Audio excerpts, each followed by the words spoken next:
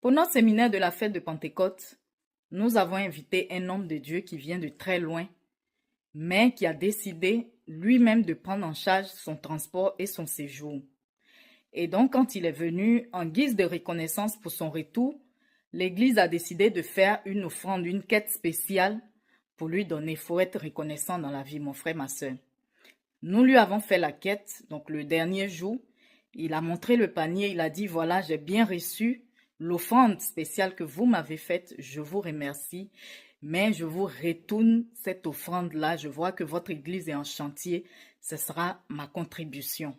Donc cet homme de Dieu-là nous a redonné cette offrande en guise de contribution pour pouvoir continuer et achever les travaux de notre église. N'est-ce pas merveilleux ça? J'ai tenu à lui faire cette petite vidéo en guise un peu d'hommage.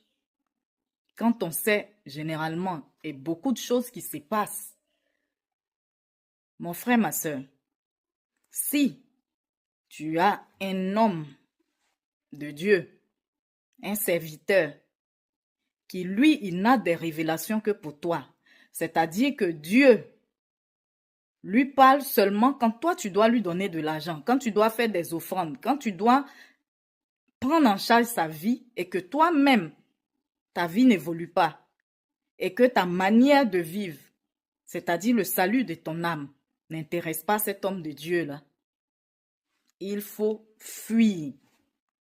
Il faut le fuir.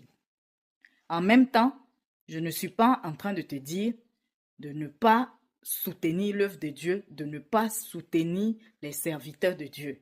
Ça aussi, c'est très important. Mais il faut avoir le discernement. Et surtout, t'attacher au Saint-Esprit et non aux serviteurs de Dieu.